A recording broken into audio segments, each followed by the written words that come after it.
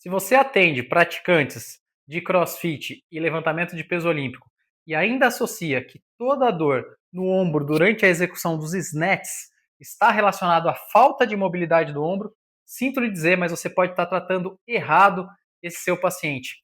E digo mais, esse erro não só está persistindo no problema da dor, como está prejudicando a performance desse atleta.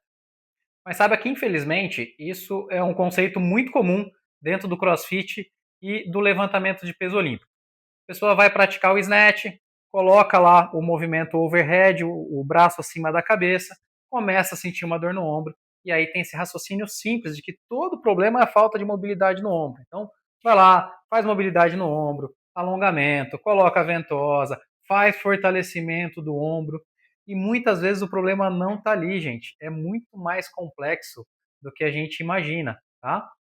O movimento de snatch é um movimento extremamente complexo, exige de muitas articulações sincronizadas que realizam cada uma a sua etapa do movimento. Não dá para a gente isolar tudo em uma única articulação porque a dor aparece ali. Quando você reduz o problema a simplesmente ombro travado, você está ignorando todo esse sistema de movimento que tem por trás do snatch. E é aí que muitos profissionais se perdem no tratamento desse indivíduo. Vamos entender um pouquinho melhor como é que funciona esse movimento. No snatch existe toda uma etapa para levar a barra para cima. Então existe toda uma coordenação entre tornozelo, joelho e quadris, mais o posicionamento dos braços, para que essa barra possa ser levada para cima. E a partir do momento que ela chegou na altura do quadril, que essa barra começa a subir, o corpo começa a descer.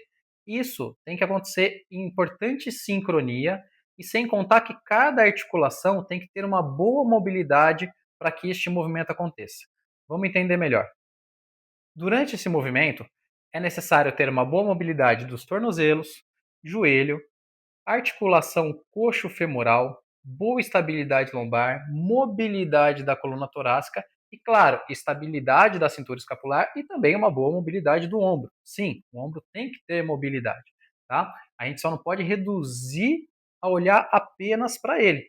Se, por exemplo, você tem lá um atleta que está com o tornozelo mais bloqueado, tem uma compressão da articulação tibiotársica, não consegue fazer uma dorsiflexão em cadeia fechada adequada, provavelmente o tronco vai compensar para frente, exigindo de mais equilíbrio da articulação do ombro no movimento de overhead. Outra questão importante é a mobilidade da coluna torácica. Quando nós estamos em posição de overhead, quando realizamos uma abdução bilateral, é necessário que a coluna torácica tenha um movimento de extensão para permitir uma boa acomodação da cintura escapular e do ombro. Se você não tem uma boa extensão da torácica neste movimento, vai acabar sobrando para o ombro compensar esse movimento, fica mais instável, favorecendo maior compressão, às vezes de uma bursa, de um tendão do supra, por exemplo, e gerando as dores no ombro. Outra coisa importante para você observar é o controle da escápula. A escápula, eu costumo dizer que ela. Corta. 3, 2, 1, gravando. Outra coisa importante para a gente observar nos movimentos de overhead de uma maneira geral, inclusive no snatch, é o controle da cintura escapular. Se ela está tendo uma boa mobilidade de movimento durante a abdução e também se tem uma estabilização. Tá? A estabilidade da escápula é muito importante. Eu costumo dizer que ela é o alicerce, ela é a base que sustenta o movimento de todo o complexo articular do ombro. Então, se não tem uma boa mobilidade ou uma boa ativação muscular desses músculos escapulares para fazer a base, o ombro vai ter mais instabilidade e isso vai favorecer as dores nos ombros, tá? Então, observar o controle escapular também é muito importante, comparar um lado com o outro, entender o que está acontecendo, para que você melhore a coordenação desse movimento da cintura escapular e do ombro durante o snatch. Então vocês viram que o snatch ele não se resume ao ombro pela posição overhead. Né? Exige muito dos tornozelos, quadris, coluna torácica, cintura escapular. E se você tiver um desequilíbrio de mobilidade ou ativação muscular de alguma dessas regiões, isso vai comprometer o snatch como um todo. E normalmente o ponto final dessa compensação é quem está sustentando a barra no ponto final do movimento, que é a articulação do ombro. E por isso que a dor aparece. Então, para você tratar direito, você tem que olhar para o ombro, mas você tem que olhar para todo esse resto e entender aonde pode estar tendo um bloqueio de movimento está prejudicando e levando a sobrecargas e dores nos ombros.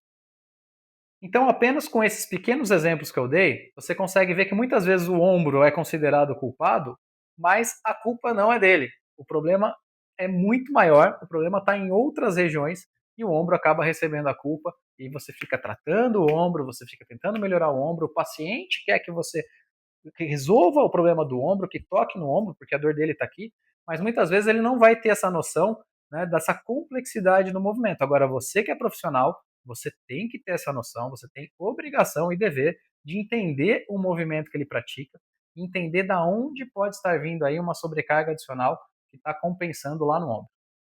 Então, antes de você sair tratando o ombro do seu paciente, se a dor dele aparece no movimento de snatch, você precisa se perguntar: essa pessoa está conseguindo realizar um agachamento, uma boa estabilidade da coluna, inclusive mantendo essa coluna torácica mais reta? E como que está a mobilidade do tornozelo desse paciente? Ele faz uma dorsiflexão adequada? Ele tem histórico de entorse de tornozelo que pode influenciar muito nessa mobilidade? E a cintura escapular dele? Está estável? Tem uma boa ativação dessa musculatura? Ela realiza um bom movimento de abertura e fechamento quando se realiza a abdução do movimento? Se você não avalia esses pontos, você acaba tratando somente a consequência. E tratar a consequência não resolve. No máximo, você apaga o incêndio. Você alivia uma dor momentânea, o paciente até vai embora melhor para casa, mas é ele lá treinar, o problema vai voltar e vai chegar uma hora que ele desiste de ficar fazendo o seu tratamento, porque melhora um pouquinho, a dor volta, melhora um pouquinho, a dor volta. O que você tem que fazer é resolver a causa, agir na causa. Enquanto não atuamos na causa, a gente não consegue resolver o problema.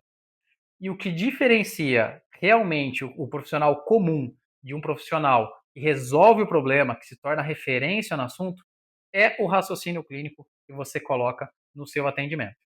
Não é a técnica, não é o exercício, e sim a forma como você raciocina, como é que você entende o corpo do seu paciente e como que você vai colocar isso em prática. Depois que você entendeu o problema, avaliou certinho, aí é só escolher a técnica correta, executar de uma maneira adequada. E execução de técnica, gente, é treino. Você vai treinando, treinando, treinando, você vai apurando a sua técnica e você vai ficando cada vez melhor. Mas não adianta ter uma técnica boa se você usa ela aleatoriamente para ver se dá certo. Você tem que usar a técnica correta em cima de um raciocínio correto. Se você é fisioterapeuta ou educador físico e quer desenvolver melhor o seu raciocínio em cima dos esportes de força, como crossfit, musculação, levantamento de peso olímpico e powerlifting, comece a olhar para o corpo desta forma. E se esse tipo de conteúdo fez sentido para você, se inscreve aqui no canal, curta, compartilhe, porque eu vou aprofundar cada vez mais nesse tipo de raciocínio nos movimentos dos esportes de força. Fique ligado, porque em breve tem mais vídeo aí sobre crossfit, musculação, powerlifting e LPO.